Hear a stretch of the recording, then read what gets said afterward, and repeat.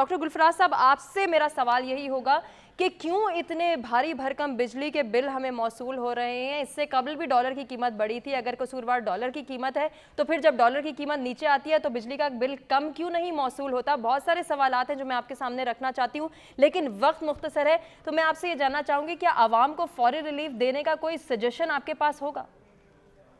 देखिए जी, मेरे ख्याल में इस वक्त पाकिस्तान की इकॉनमी की और उसमें बिलखसूस यूटिलिटीज के जो बिल्स हैं वो इतने ज्यादा बढ़ चुके हैं कि मुझे इम्कान नजर नहीं आता कि हम किस तरीके से यूटिलिटी के बिल को कम कर सकते हैं।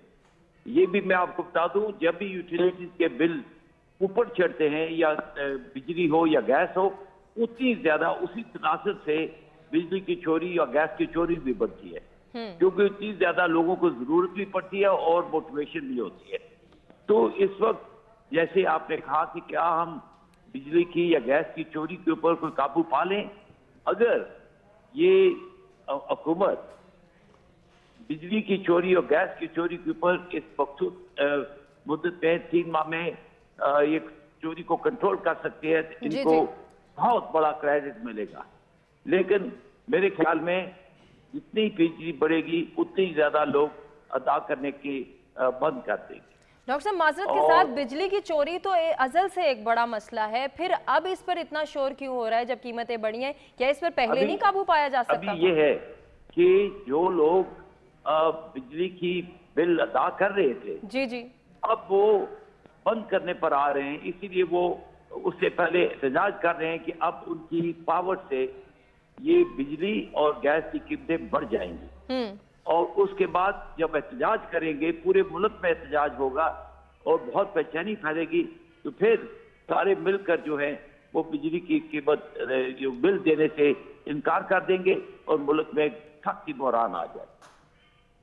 ठीक हो गया डॉक्टर साहब, एक जानिब और मैं इशारा करना चाहूँगी, ये सस्ती बिजली कैसे जो है फराहम की जा सकती है आवाम को।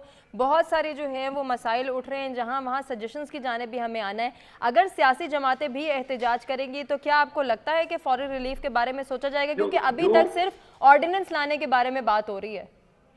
बात यह है कि जो सियासी जमातें हकीकत में इस बिजली के बहरान की वजह है, कीमत बड़ी होने की वजह है, वो तो एहतजाज नहीं कर सकती। उसके ऊपर तो फिर एक लिहाज से बहुत क्वेश्चन मार्क आएंगे।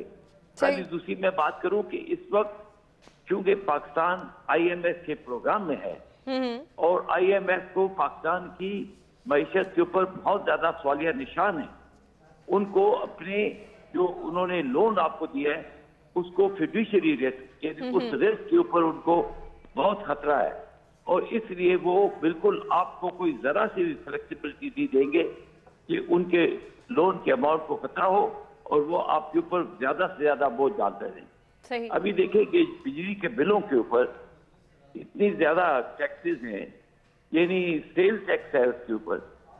ये तो सेल नहीं है, ये यूटिलिटी है, ये तो पाकिस्तान की मईशत की जड़ है।